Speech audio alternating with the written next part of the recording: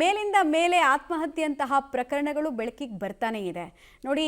ಮದುವೆಯಾಗಿ ಕೆಲ ಕಾಲದಲ್ಲೇ ಮದುವೆನಲ್ಲಿ ಅದೇನು ಪ್ರಾಬ್ಲಮ್ ಆಯಿತು ಗೊತ್ತಿಲ್ಲ, ಬಟ್ ಆತ್ಮಹತ್ಯೆಗೆ ಶರಣಾಗಿದ್ದಾರೆ ಶ್ವೇತಾ ಅನ್ನೋರು.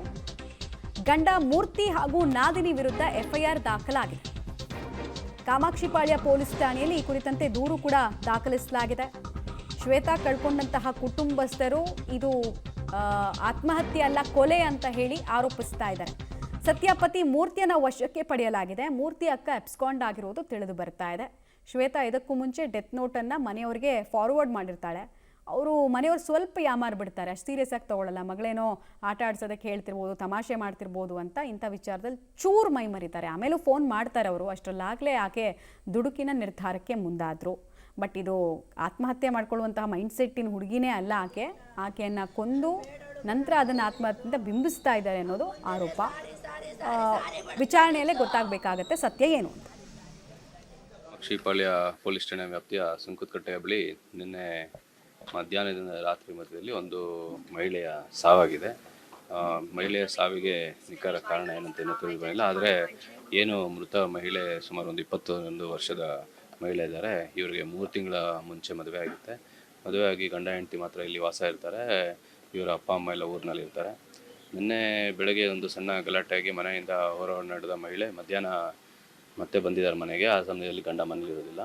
ಮತ್ತು ಈ ಒಂದು ಏನು ಮಧ್ಯಾಹ್ನ ಅವ್ರ ಮನೆಗೆ ಬಂದಂಥ ಸಂದರ್ಭದಲ್ಲಿ ಒಂದು ಮೆಸೇಜನ್ನು ಅವ್ರ ತಾಯಿಗೆಲ್ಲ ಕಳಿಸ್ಬಿಟ್ಟು ನೇಣ ಹಾಕ್ಕೊಂಡಿದ್ದಾರೆ ಅಂಥೇಳಿ ಈಗ ನಮ್ಮ ಏನು ಮೃತ ಮಹಿಳೆಯ ತಾಯಿ ಇದ್ದಾರೆ, ಒಂದು ಕಂಪ್ಲೇಂಟ್ ಕೊಟ್ಟಿದ್ದಾರೆ. ಈ ಸಾವಿಗೆ ಏನು ಗಂಡ ಮತ್ತು ಗಂಡನ ಅಕ್ಕ ಕಾರಣ ಅಂಥೇಳಿ ಒಂದು ಕಂಪ್ಲೇಂಟ್ ಕೊಟ್ಟಿರೋದು ಆಧಾರದ ಮೇಲೆಗೆ ಈಗ ನಾವು ಕಾಮಾಕ್ಷಿಪಾಳ್ಯ ಪೊಲೀಸ್ ಠಾಣೆಯಲ್ಲಿ ಒಂದು ಪ್ರಕರಣ ದಾಖಲು ಮಾಡಿಕೊಂಡು ಮುಂದಿನ ತನಿಖೆ ನಡೆಸ್ತೀವಿ. ತನಿಖೆಯಿಂದ ಏನೇನು ಮಾಹಿತಿ ಬರುತ್ತೆ ನಂತರ ನಿಮಗೆಲ್ಲ ತಿಳಿಸ್ಕೊಡ್ತೀವಿ.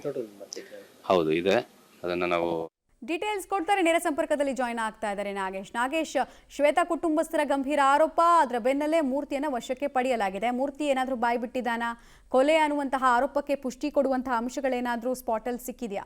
ಮಮತಾ, ಪ್ರೀತಿಸಿ ಮದುವೆಯಾಗಿ 3 ತಿಂಗಳಲ್ಲಿ ಯುವತಿ ಆತ್ಮಹತ್ಯೆ ಮಾಡಿಕೊಂಡಿರುವಂಥ ಘಟನೆ ಕಾಮಾಕ್ಷಿಪಾಳ್ಯ ಪೊಲೀಸ್ ಠಾಣೆಯ ಲಕ್ಷ್ಮಣ್ ನಗರದಲ್ಲಿ ನಡೆದಿರುವಂಥದ್ದು. ನಿನ್ನೆ ರಾತ್ರಿ 10 ಗಂಟೆ ಸುಮಾರಿಗೆ ಆಕೆ ನೇಣು ಬಿಗಿದುಕೊಂಡು ಆತ್ಮಹತ್ಯೆಯನ್ನು ಮಾಡ್ಕೊಂಡಿರುವಂಥದ್ದು. ಅದಾದ ಬಳಿಕ ಅವರು ಪ್ರೀತಿಸಿ ಮದುವೆಯಾಗಿದ್ದಂತಹ ಯುವಕ ಮತ್ತು ಆತನ ಅಕ್ಕನ ಮೇಲೆ ಗಂಭೀರ ಆರೋಪವನ್ನು ಮಾಡಿ ಡೆತ್ ನೋಟನ್ನು ಬರೆದಿಟ್ಟು ಆತ್ಮಹತ್ಯೆಯನ್ನು ಮಾಡ್ಕೊಂಡಿದ್ಲು. ನಾನು ಆತ್ಮಹತ್ಯೆ ಮಾಡಿಕೊಂಡ್ರೆ ಅದಕ್ಕೆ ನೇರ ಕಾರಣ ನನ್ನ ಗಂಡ ಮೂರ್ತಿ ಮತ್ತು ಆತನ ಅಕ್ಕ ಅನ್ನುವಂಥ ಆರೋಪವನ್ನು ಮಾಡಿದರು.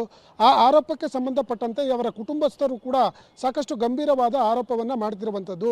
ಮೃತಪಟ್ಟಿರುವಂಥ ಶ್ವೇತಾ ಭಾಳ ಧೈರ್ಯವಂತೆ ಆಗಿದ್ಲು. ಅವಳು ಯಾವುದೇ ಕಾರಣಕ್ಕೂ ಆತ್ಮಹತ್ಯೆ ಮಾಡಿಕೊಳ್ಳುವಂಥ ನಿರ್ಧಾರಕ್ಕೆ ಮುಂದಾಗ್ತಿರಲಿಲ್ಲ. ಆಕೆಯನ್ನು ಕೊಲೆ ಮಾಡಿ ನೇಣಿಗೆ ಹಾಕಿದ್ದಾರೆ ಅನ್ನುವಂಥ ಆರೋಪವನ್ನು ಮಾಡಿ ಈಗ ಮೂರ್ತಿ ಮತ್ತು ಅಕ್ಕನ ವಿರುದ್ಧ FIR ಅನ್ನು ಮಾಡಿಸಿರುವಂಥದ್ದು.